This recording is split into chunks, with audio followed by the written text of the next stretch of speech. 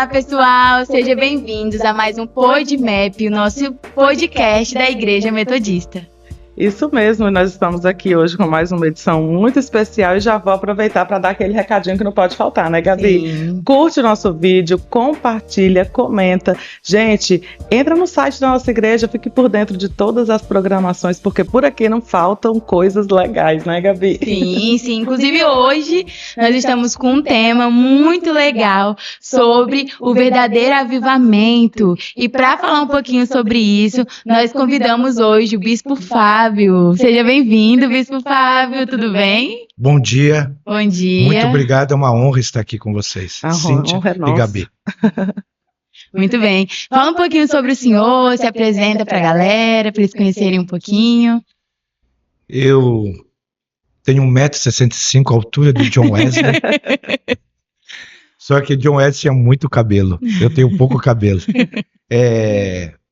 Eu sou casado com a Rosângela há 30 anos, temos uma filha de 20 anos, já estou no ministério há 30 anos, fui pastor em Santa Rita do Passa Quatro, interior de São Paulo, próximo de Ribeirão Preto, 6 anos, e essa igreja não tinha pastor há 14 anos, foi um tempo poderoso, Deus restaurou essa igreja, e depois eu fui enviado para Rondonópolis, Mato Grosso, no tempo ainda da 5ª região, bispo João Alves, depois o bispo Adonias, e fiquei lá 16 anos e 10 meses, e lá que eu tive uma experiência incrível com o discipulado e o avivamento, que Deus mudou, transformou, e a igreja, ela se tornou uma igreja linda, frutífera. E eu estou aí na estrada, amo o avivamento, amo oração, e estou aqui para bater papo com vocês. Olha aí, para perguntas legal. fáceis. Certeza que serão. Bispo, e aí já aproveitando que o senhor já entrou nesse assunto, né, de avivamento, eu quero começar as perguntas pedindo para que o senhor fale se existe alguma definição prática do que é o verdadeiro avivamento. Em primeiro lugar, avivamento é uma obra do Espírito, né? Nenhuma igreja, nenhum líder religioso produz o avivamento. E, na verdade, cada um de nós, que somos cristãos, nós precisamos hospedar o avivamento. Então, o avivamento é uma manifestação sobrenatural de Deus, que a vida de Deus começa a fluir na vida da igreja, na vida dos cristãos, e é uma transformação integral, corpo, alma e espírito. E o verdadeiro avivamento, ele vai afetar a sociedade. Ele vai afetar o mundo fora das 4 paredes de uma denominação.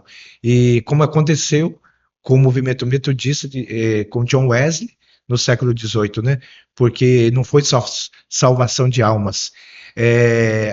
O movimento metodista resgatou as crianças analfabetas, abandonadas na Inglaterra.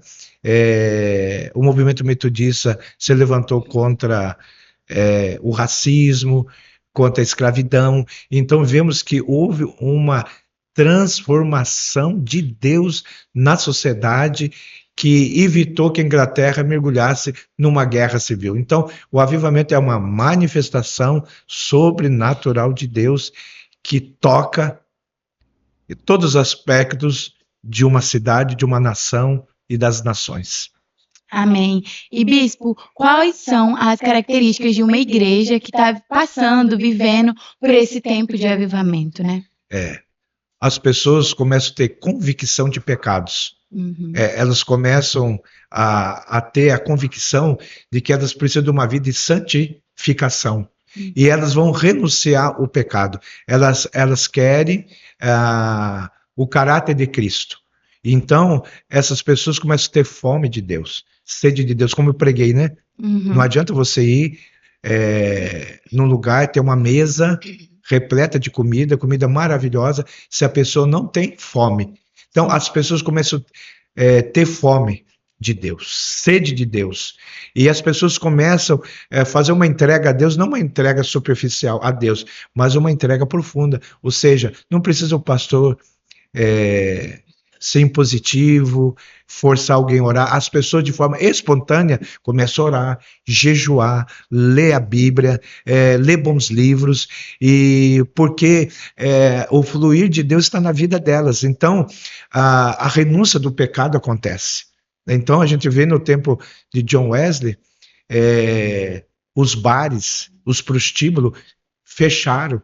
As pessoas não queriam mais o pecado, não queriam mais ficar num bar, num prostíbulo, porque as pessoas foram envolvidas pela glória, pela presença de Deus. Então, essa é uma característica importante. Outra coisa, avivamento. O verdadeiro avivamento não fica dentro de uma denominação, não fica dentro de 4 paredes. Ela tem que trazer uma reforma social, como aconteceu na Coreia, que eu estive na Coreia 14 dias, agora em maio. A Coreia, em 1950, Cintia e Gabi, era o 4º país mais pobre do mundo. Havia violência, havia crime, né, muita corrupção no governo, e as igrejas, não era só a igreja, as igrejas na Coreia começaram a buscar Deus, e o avivamento veio. Deus levantou homens públicos, né, com caráter, homens cristãos, homens não cristãos, e hoje, se você vai na Coreia, é um país que não tem assalto, não tem crime, né, é um país próspero, né. A Coreia hoje é um país de primeiro mundo, ela exporta tecnologia, e as maiores igrejas hoje, a maior igreja metodista está na Coreia, a maior igreja pentecostal está na Coreia, a maior igreja presbiteriana, batista, está na Coreia. De 25% a 30% da população da Coreia é cristã. Então, o que aconteceu? É um avivamento que trouxe uma transformação integral na vida do indivíduo, mas que afetou a sociedade, afetou a Coreia e transformou a Coreia. Amém. Bispo, quando o senhor fala de afetar a sociedade, existe uma diferença do avivamento da igreja primitiva, aquele avivamento que a gente vê lá no livro de Atos, para a diferença, por exemplo, do avivamento que a gente vive hoje, do que se vê hoje? Qual seria as principais diferenças, ou tem diferença do que aquele povo viveu e o que a gente vive hoje? Não, hoje o verdadeiro avivamento bíblico, ele não vai ter diferença, porque é o Espírito Santo que realiza o avivamento. A lógica tem suas características, porque hoje nós estamos no século XXI, né? Nós estamos no mundo de uma explosão da tecnologia, do conhecimento. No meu tempo, quando eu era criança, quando eu era jovem, havia poucas, vamos falar do Brasil, havia poucas faculdades. Hoje, nós temos faculdades em qualquer região do Brasil, não há dificuldade para um estudante ingressar numa faculdade. Então, nós temos as características próprias hoje, mas o que nós vemos na igreja primitiva, em Atos dos Apóstolos, é que aqueles cristãos avivados, eles eram tão convictos que eles morriam por causa do evangelho. Diz a Bíblia que Paulo e Silas, eles foram agredidos, né, espancados, eles ficaram todos arrebentados de tanto apanhar e foram colocados numa prisão. E diz que eles não estavam tristes, reclamando da liderança da igreja, colocando culpa nos outros apóstolos, né? Eles estavam ali naquela prisão com alegria, porque eles estavam sofrendo por causa de Jesus. Né? E eles começaram a orar e louvar a Deus, e veio de forma sobrenatural um terremoto que abalou aquela prisão. E as cadeias foram abertas. E ali acontece a conversão do carcereiro. O carcereiro vai tirar a própria vida, porque ele era responsável por aqueles presos, e o Império Romano, ele era duro. Se o funcionário perdesse um preso, ele tinha que pagar com a sua própria vida. Então, o carcereiro quer tirar a sua própria vida, e Paulo e Silas falou, não é preciso você tirar a sua própria vida, nós estamos aqui. E Paulo e Silas pregam para ele, ele aceita Jesus, ele é salvo e toda a família dele. Então, o que nós vemos, Cíntia e Gabi, que o verdadeiro avivamento lá em Atos era o cristão realmente transformados. Porque esses dias minha esposa estava nas redes sociais e aquela canção Grato Sou, né? Grato Sou. E uma pessoa evangélica colocou assim: o dia que Deus resolveu os meus problemas, eu vou cantar essa canção para Deus. Isso é um equívoco. Então isso é o quê? É uma barganha, uma negociata. Se ela crê que Deus vai atender o pedido dela, não precisa esperar Deus dar bênção. Ela tem que começar a adorar a Deus, celebrar a Deus agora. Então nós vemos na Igreja Evangélica Brasileira, a Igreja Evangélica Brasileira é uma bênção, mas tem também as suas contradições, suas imaturidades. O que nós vemos hoje, muitas vezes a pessoa diz que é avivada, mas ela não é movida pelo Espírito. Ela é movida pelas emoções e pela religiosidade e pelas suas doenças emocionais. Então, muitas vezes, ela quer ter evidência, né? Ela quer ter evidência. Você levantar a mão, chorar pelo Espírito é uma coisa. Agora, tem pessoas que fazem isso de forma intencional, muitas vezes, para alimentar o seu ego, satisfazer suas emoções, para que ela possa ter um protagonismo ali no meio das pessoas. Mas eu vejo que o verdadeiro avivamento é uma pessoa transformada. Ela não vai negar Jesus. Ela vai ser uma pessoa de caráter. A sua vida vai ser pautada por valores e princípios do reino. Independente da dificuldade, né? Do dia a dia, ou se o Senhor resolver ou não o meu problema. Lá na Coreia, eu fiquei impactado com o testemunho de um coreano. Não era um coreano, acho que era um inglês, missionário, e ele foi para a Coreia como jornalista. E ele começou a denunciar a perseguição contra a igreja na Coreia. Ele foi preso, ele ficou preso entre 5 a 7 anos, e todos os dias sendo espancado, e os inimigos do cristianismo colocaram madeiras com pregos, ele tinha que andar por cima dessas madeiras, e os pregos entravam nos pés dele. Nossa. Isso foi sobrenatural, porque ele conseguia fazer isso, e um dia deixaram ele sem comer vários dias, e um dia levaram ele numa sala, a mesa ornamentada, cheia de comida, ele com muita fome. Eles falaram: essa comida é para você. Você pode comer do bom e do melhor aqui, mas você tem que negar Jesus. Ele falou: eu não nego Jesus. E ele morreu nessas condições. Então, você vê que essa pessoa é uma pessoa que realmente viveu o verdadeiro avivamento. Ela não negou Jesus diante da dor e do sofrimento. Sim.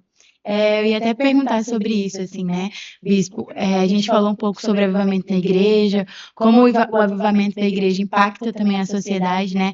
Mas como a gente pode também saber que a gente está vivendo um avivamento na nossa vida pessoal, sabe? Na nossa casa, na nossa intimidade com Deus.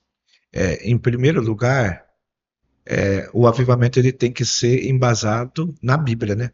Na palavra de Deus. Não é nas emoções. O Espírito Santo pode tocar nas nossas emoções, sim. Né? Deus que criou a nossa alma, as nossas emoções, mas em primeiro lugar tem que ter base na palavra. Então, uma pessoa que fala que é avivada, mas ela não lê a Bíblia. Ela não lê livros sobre oração. Ela não lê livros sobre avivamento. Ela é uma pessoa que ela não procura ter um conhecimento na palavra. Isso é um equívoco, porque se alguém ama a Deus, ama Jesus, vai amar a palavra, vai comer a palavra, vai devorar a palavra. Então vai ler um livro que vai acrescentar, agregar na vida dela o conhecimento de Deus. E eu sei se eu estou avivado olhando para mim e ver que eu sou uma pessoa que tenho intimidade com Deus. Deus não está procurando homens, mulheres perfeitos, jovens perfeitos. Deus está procurando pessoas que queiram se relacionar com Ele, com todas as suas imperfeições. Então, essa pessoa, ela vai ter convicção porque ela tem intimidade com Deus, tem comunhão com Deus. E outra coisa, ela vê que o caráter de Cristo está nela. Se o caráter de Cristo está nela, ela vai ser fiel a Deus no trânsito, lá na faculdade, no colégio. Se ela receber uma proposta indecente do seu amigo, da sua amiga, ela não vai aceitar, ela não vai ser um crente intransigente, ela vai ter charme de Deus, né? Charme do céu, do Espírito, para contornar situações e impactar a vida das pessoas através das suas atitudes, do seu falar, do seu caráter.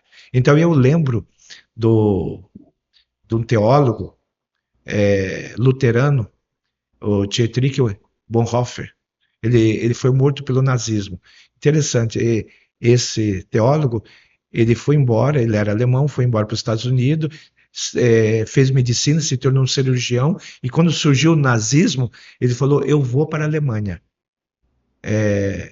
defender o meu povo, lutar contra o meu povo. Os amigos dele conheciam que ele era uma pessoa, assim, muito inconformada com a injustiça, né? Muito intencional. Os colegas falaram, Dietrich, não vai embora para a Alemanha, fique aqui na América. Você foi um excelente aluno de medicina, você vai ganhar muito dinheiro, você vai ter muito sucesso. Ele falou, não, eu tenho que ir para a Alemanha. Ele foi, e ele enfrentou o nazismo. Ele enfrentou o nazismo e ele foi preso.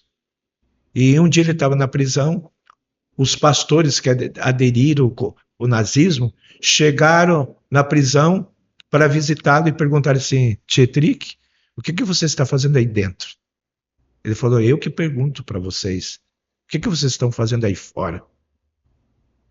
Você entendeu? Uhum. Ou seja, ele era uma pessoa convicta da fé, enfrentou o nazismo e morreu enforcado. Então, o verdadeiro avivamento vai transformar a pessoa. Então, você chega num nível de paixão, de amor por Deus, que o que importa é a presença de Deus, o que importa é Jesus na sua vida. Bispo, quais são as principais dificuldades, os obstáculos que a gente encontra quando a gente está em busca do verdadeiro avivamento? Aí depende, né, Cíntia? Depende do perfil da igreja, né? Se nós temos uma igreja tradicional que só é movida pelas regras, pelo institucionalismo, pela religião, essa comunidade ela não está aberta para o Espírito. É o que aconteceu com o encontro de Jesus com Israel. Quando Jesus chega, Israel rejeita Jesus, persegue Jesus. Jesus fala de oração por quê? Israel conhecia a oração, mas eles tinham uma religiosidade, eles estavam mortos. Por que Jesus fala de oração? Porque eles não têm mais intimidade e relacionamento com Deus. Então Jesus fala sobre amor, sobre misericórdia. Jesus tem misericórdia do leproso, do paralítico, e Jesus cura no sábado. Então Jesus é duramente criticado porque Jesus cura no sábado. Aí Jesus diz, vocês são hipócritas, porque no sábado você caiu um animal no buraco, vocês vão lá e resgatam esse animal. Ou seja, Jesus está dizendo, eu estou aqui resgatando a coisa mais importante para o meu Pai. Pessoas, vidas.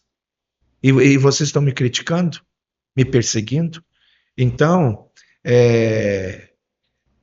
isso, a pergunta foi mesmo sobre os obstáculos, né? Então, depende muito da situação. E outra coisa, um dos grandes obstáculos hoje é a imaturidade dos cristãos brasileiros. Então a gente vê gente pulando dentro da igreja, chorando, daqui a pouco está lá no trabalho, brigando, xingando, entendeu? Essa imaturidade. Estão pulando, batendo pau para Jesus, mas não lê a Bíblia. É um conhecimento muito superficial. De momento. Eu lembro que no tempo do Collor, né, que o Collor fez a campanha, depois ele ganhou, né? Os jovens daquela época, eles pintavam o rosto, né, de verde, amarelo, e um repórter chegou para uma pessoa da multidão e falou: por que você está aqui? Falou: eu estou aqui porque é legal. Todo mundo aqui tá fantasiado, pintado. Eu nem sei por que esse cara, o que esse cara está fazendo, mas eu acho legal, por isso que eu estou aqui. Então tem muita gente assim também no mundo religioso. Eu estou nessa igreja porque eu gosto do pastor, porque eu gosto da igreja. Mas é o seguinte, a pessoa não tem profundidade com Deus. Então, a imaturidade na vida dos cristãos hoje é um grande problema. Aí é o seguinte, a igreja evangélica cresceu muito no Brasil. Isso é um fato, né? Mas uma segunda pesquisa, se o Brasil hoje tem 45 milhões de evangélicos, tem 45 milhões de cristãos desviados. E gente que passou pela igreja, passou pela escola dominical. O que aconteceu? 80% dos presidiários são filhos de evangélicos, que passaram pela igreja. E o que aconteceu com essas crianças? Muitas vezes é o seguinte, esses pais eram tão imaturos que não conseguiram ganhar os seus filhos para Jesus. E construiu um alicerce na vida dessas crianças. E essas crianças cresceram e se desviaram. Então, nós sabemos que muitos filhos de cristão chegam aos 12, 15, 16 anos, saem da igreja. Não sei se vocês conhecem, tem uma pesquisa hoje no Brasil de 10 universitários cristãos, 8 se desviam. Porque hoje existe toda uma proposta liberal nas universidades que vai contra a nossa fé, que vai contra a família, que vai contra os valores cristãos. E aí os nossos jovens estão na nossa igreja, cantando, pregando, pulando, e quando vai para a universidade, um professor faz a cabeça dele, os colegas fazem a cabeça dele. Então, a imaturidade tem sido um grande empecilho na vida da igreja evangélica. E outra questão que quero colocar é a religiosidade. Tudo é Deus ou tudo é o diabo. Vai para um extremo, né? E uma coisa que eu aprendi, nós não podemos espiritualizar o que é natural. Se eu quebrar a perna, eu tenho que ir no médico, e quem vai me tratar? Ortopedista.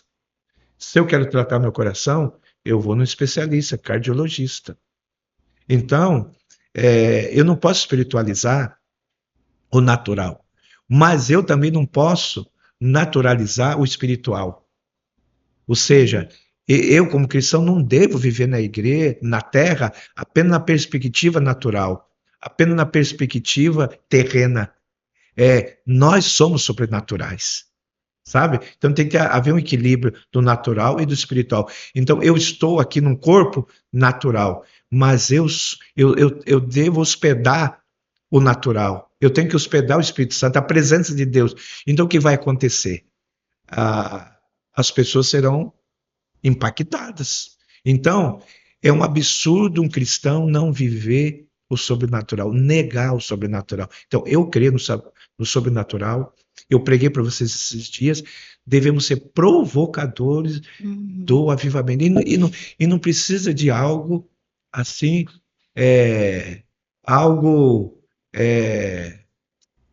tão grande para fazer. É oração e jejum, é comunhão, é crescer no caráter de Cristo, é acessar a presença dele no dia a dia. Amém. O Senhor falou aí sobre a gente também viver no sobrenatural, né? E muitas vezes a gente encontra algumas pessoas, né, que buscam muito esse sobrenatural, e tem expectativa nisso, só que como se não se movessem nesse sobrenatural, né? Como lidar com essa quebra de expectativa? Por exemplo, uma pessoa que é muito dom de línguas, né? E aí ela não consegue receber esse dom de línguas, ela não recebe o dom de línguas. Ela busca muito, mas como ela pode lidar com essa, digamos, uma frustração, uma quebra de expectativas por não receber? A minha esposa é psicóloga, né? Eu tenho aprendido muito com ela. E uma grande demanda hoje para a nossa geração, nós vivemos num mundo que essa nova geração não sabe lidar com a frustração.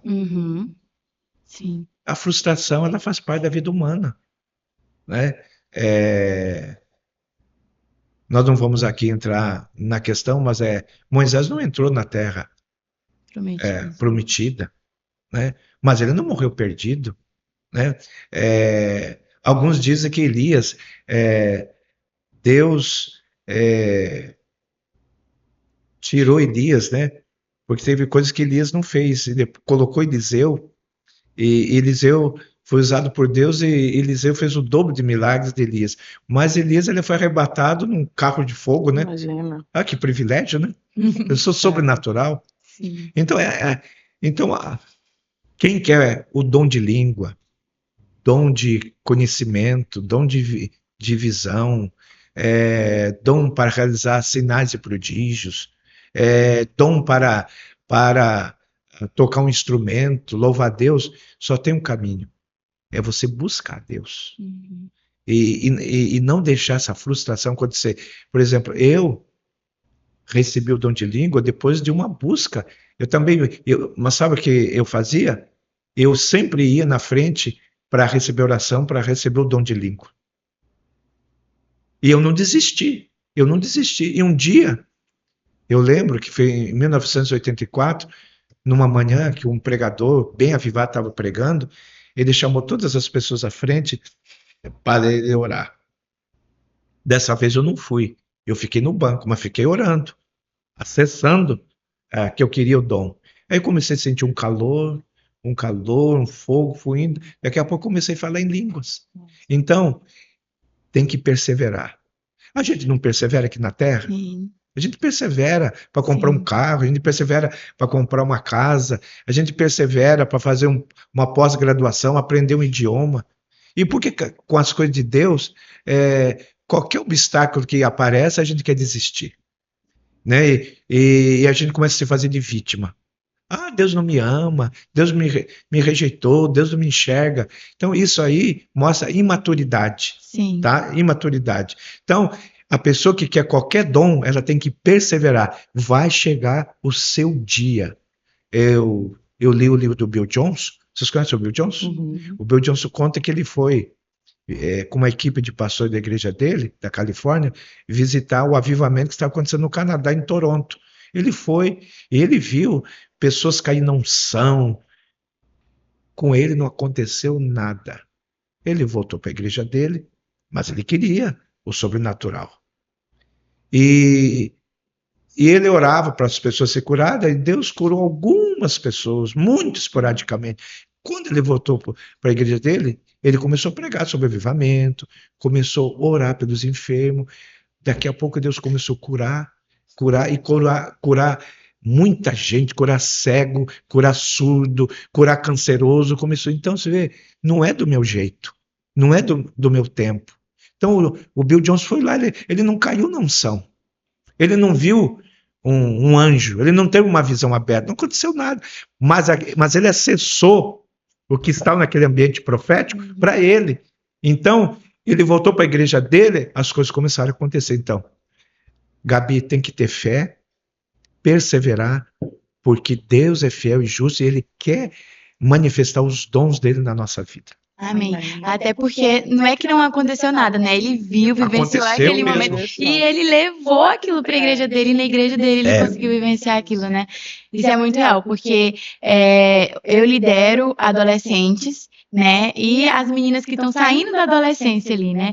Então, hoje a gente está vivendo uma fase na nossa igreja onde os adolescentes eles estão vivendo uma fase de muita busca, né? Glória a Deus por isso, assim. Eles vêm para a igreja orar, eles fazem intercessão, a gente não precisa falar nada, né?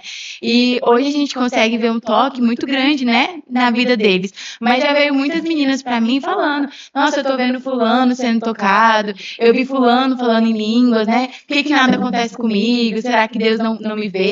Será que eu sou fria? Será que Deus não tem nenhum dom espiritual para mim, né? E chegou muitas demandas desse jeito para mim e eu dava essa mesma instrução, né? Persevera, continua buscando, né? Mas eu já vi muitas meninas saírem de momentos assim, onde houve um mover muito sobrenatural, com esse coração frio, meio fechado, por não ter recebido, por não ter sentido, né? Que nem você falou, é uma imaturidade, né? Por não receber naquele momento, sair com o coração fechado e acha que em nenhum outro momento o Senhor vai tocar. Eu já vi pessoas viverem, por exemplo, num domingo, verem um mover e ir lá na frente, né? E por não ter sido tocado no outro domingo, não vai lá na frente, porque tem medo de não receber de novo. Você vê Acaba perdendo, né? O que o Senhor sim. está o derramar entregando. do Espírito Santo sobre os discípulos. Não foi do jeito deles. Uhum. Eles oraram. Primeiro dia não aconteceu nada, o segundo, o terceiro, o quarto, só no 10º dia. Isso nos ensina o quê? Perseverança. Perseverança. Mas Deus vai nos surpreender. Amém. E muitas vezes a pessoa tem essa atitude, né? Ah, Deus não me ama, Deus me rejeitou porque falta paternidade na vida da pessoa. Uhum. A pessoa deve ter alguns problemas com o pai, com a mãe, de afeto. Essa pessoa não foi alimentada, suprida afetivamente, então ela transfere a sua rejeição, né, o seu descontentamento em Deus, Uhum. porque as coisas vão ser do jeito de Deus, não do meu jeito, mas o caminho é a fé e a perseverança, porque Deus é justo e vai acontecer. Olha, amém. Ô, Bispo, qual foi a experiência com avivamento que o senhor presenciou, que mais lhe marcou? Tem alguma experiência que o senhor Tem. pode contar? Rondonópolis, Mato Grosso, né? Eu fiquei lá 16 anos, 10 meses, e isso foi um avivamento pessoal. Era uma igreja, o templo lá, o prédio é muito bonito, né? Quem gosta, é um estilo gótico, e muito bem localizada essa igreja, mas essa igreja não tinha tido uma experiência de avivamento com o Espírito Santo. Então, eu comecei a trabalhar sobre oração, vigília, jejum, fazemos jejum de 21 dias, 40 dias de jejum, mas foi assim um tempo de perseverança, né? Uhum. Não foi assim atitude de oração esporádica. E eu fiz muito, todo mês eu fazia 12 horas de oração no sábado, abria o tempo às 6 horas da manhã, íamos até 18 horas, e 18 horas fazíamos um culto com ato profético. E era uma igreja muito resistente, ela não acreditava, a liderança não acreditava na obra do Espírito, né? Foi assim um tempo até de muito trauma, porque pessoas da liderança quiseram me tirar da igreja. O bispo Adonias me apoiou, e nós não desistimos do projeto, porque a maior parte da igreja queria algo novo. E o que aconteceu? Começamos as células, e nós vivemos um tempo assim poderoso. As células cresceram muito. Então eu estou vendo aqui o mover de Deus na igreja de vocês, né? Parabéns, a igreja bonita, linda. E eu também vivenciei isso, sabe? E Deus começou a salvar muita gente, pessoas que estão na cocaína, na maconha, no adultério. Uma família que mexia com feitiçaria, ela foi salva, né? Liberta, né? Uma pessoa que violava túmulo no cemitério para comer os cadáveres, ela encontrou Jesus na célula, né? Então nós começamos a trabalhar com libertação. Então foi o tempo, Cíntia, mais impactante na minha vida, porque eu tive muitas lutas, muitas resistências, muita perseguição, e deu vontade de desistir. Mas eu perseverei, chegamos a 55 células, 500 metodistas. Então, a igreja não tinha mais lugar. Vocês estão vivendo isso, né? Sim. Não tem mais lugar, aqui está pequeno lugar. Que santo problema é esse, né? Lá, precisava colocar as cadeiras nos corredores, e os vizinhos perguntavam para pessoas da igreja que eles conheciam, né? Mas o que está acontecendo? A igreja metodista? A igreja metodista não era assim. Aí eles falavam assim, que tem um pastor e trabalhador que chegou, e nós estamos junto com ele. Esse é o mover de Deus. E uma coisa interessante que marcou, que tinha uma pessoa que ia no nosso culto de quinta-feira, que era o culto com a família. Aí a nossa zeladora chama Juscelena. Eu e minha esposa ganhamos ela para Jesus. Ela é chamada de baiana. Um dia essa mulher chegou e bateu lá na igreja. A Juscelena estava cuidando da igreja. E ela perguntou, ela falou, baiano, eu quero falar com você, eu tive um sonho horrível com a igreja. Falou, o que você sonhou? Eu sonhei que pegou fogo na igreja e queimou tudo, só ficou os alicerces, e estava eu, o pastor, você na frente da igreja, isso é horrível. Ela falou, não, minha irmã, Isso significa que ó, o fogo do Espírito vai vir sobre a igreja. Amém. Então, essa igreja, até hoje, Rondonópolis é a referência na região. Deus mudou Rondonópolis. Então, isso foi impactante, vendo Deus salvar jovens, família, Deus curar, Deus libertar. Agora, eu quero aqui acrescentar que eu procuro ler sobre avivamento, né? Avivamento no tempo de Wesley. Eu leio sobre avivamento no país de Gales, que foi um metodista, Evans Roberts. Ele foi muito usado por Deus. Em 6 meses, Deus salvou em país de Gales 100 mil pessoas. Né? Gosto de ler sobre o avivamento na Rua Azusa. Então, e outra coisa, segundo os teólogos que acreditam no avivamento, né, está para vir o maior avivamento sobre a igreja hoje. Amém. E eu quero participar, não quero ficar fora desse mover. Que Deus vai salvar milhares, milhões, vai haver reforma social, vai ser um avivamento integral que vai tocar no mundo, nas nações. Amém. Amém. Amém. Amém. E qual é o poder, bispo, de uma oração, né? O papel, na verdade. Qual é o papel do poder da oração, da intercessão nesse processo do avivamento? Na verdade é o seguinte, né? Não há poder na oração, né? Há poder na oração no nome de Jesus. Só a oração em si, né? Não tem poder. Agora, eu vejo assim que a gente vai vivenciar o poder de Deus na oração sobrenatural quando eu oro e me rendo ao Senhor. Tem que se render ao Senhor. Um dos grandes problemas dessa nova geração de cristãos no Brasil é que a entrega é muito superficial. Então tem gente que está na igreja, né, está lá atrás conversando, não traz a Bíblia. Porque trazer a Bíblia na igreja não é tudo também, né? Sim. Mas faz parte. Então a pessoa, ela terceiriza a sua espiritualidade. Não, quem tem que me apresentar diante de Deus é o pastor, é o líder de célula. Não, eu só venho aqui sentar, sento aqui e quero ter um culto agradável. E a pessoa, ela não se entrega, ela não se rende a Deus. Eu mencionei até para vocês, né? Zaqueu. Que coisa incrível, né? É o único homem na Bíblia que diz que subiu em cima de uma árvore para ver Jesus. Por quê? Porque Deus já estava agindo no coração de Zaqueu. Então, o que Zaqueu fez? Zaqueu lhe fez uma entrega total, verdadeira para Jesus. Se eu roubei alguém, eu estou disposto a dar metade dos meus bens para os pobres.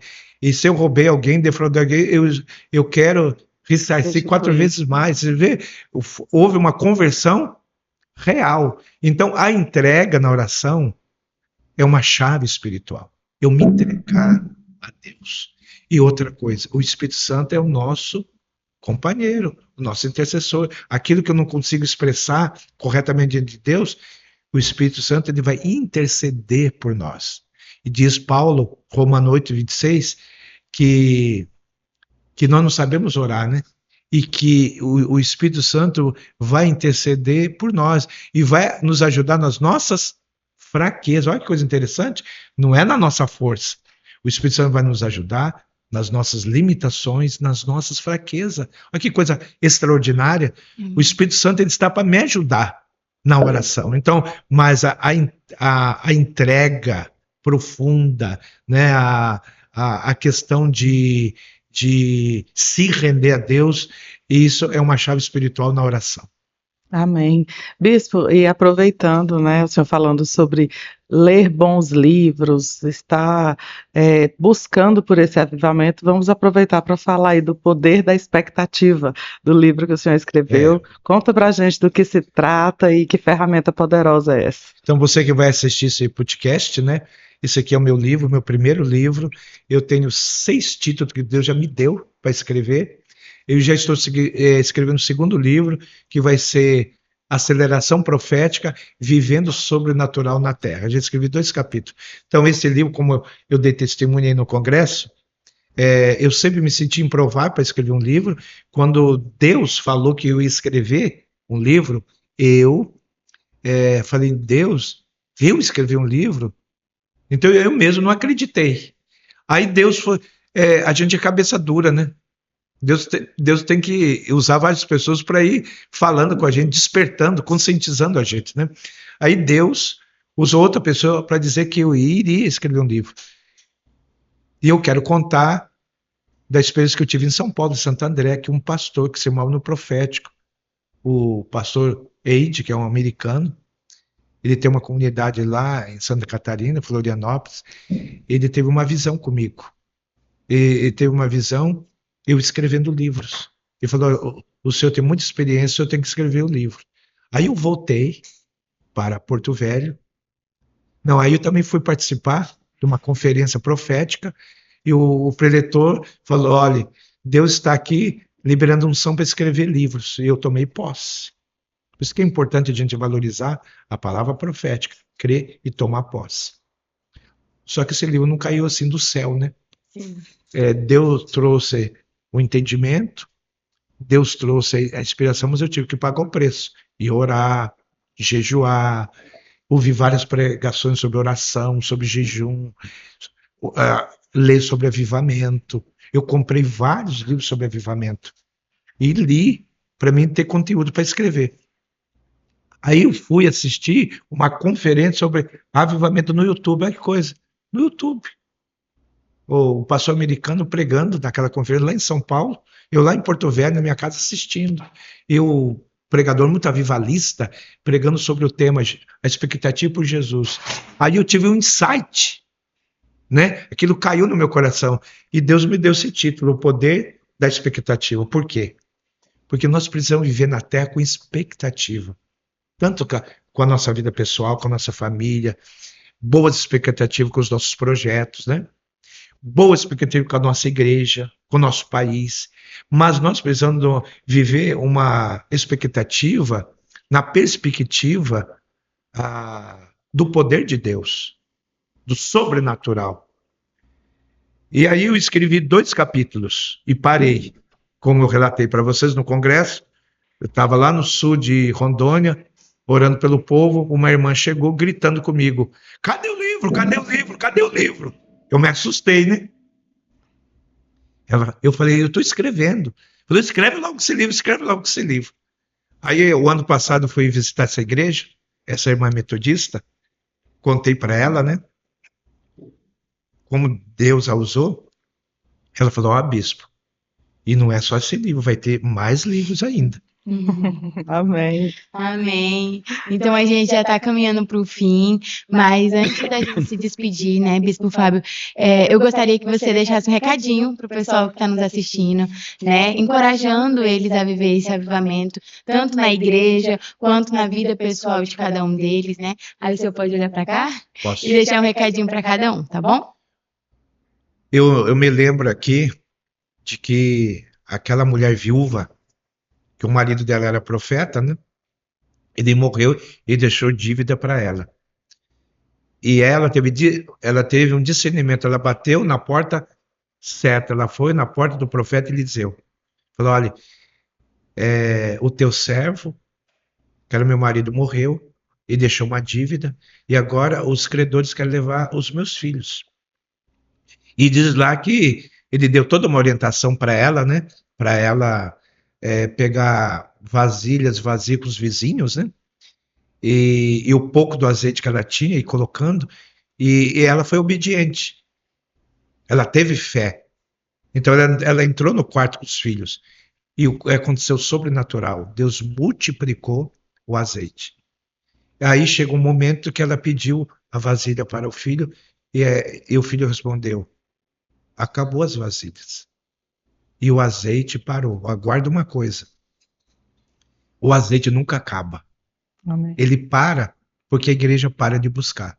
O azeite para porque os jovens cristãos, as famílias cristãs param de acessar o azeite. Então, você que está nos assistindo, Deus tem um óleo fresco para você, uma unção nova. E o que Deus está fazendo aqui na Igreja Metodista em Palmas apenas é o começo. Amém. Deus tem algo muito maior, muito melhor, algo extraordinário, sobrenatural, e que a multiplicação que está acontecendo aqui na vida de vocês é apenas o começo. Então, não pare de buscar Deus, porque o azeite, ele não para e não acessa. E quero dizer para você o seguinte: viva a verdadeira expectativa no seu coração em Deus. E eu escrevi aqui uma frase atrás do livro que diz: permita que a expectativa do céu invada a sua vida. Então, viva o avivamento.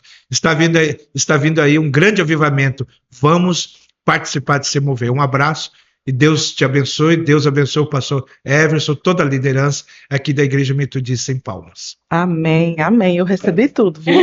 A gente está emocionada. Estou aqui, como sempre, chorando.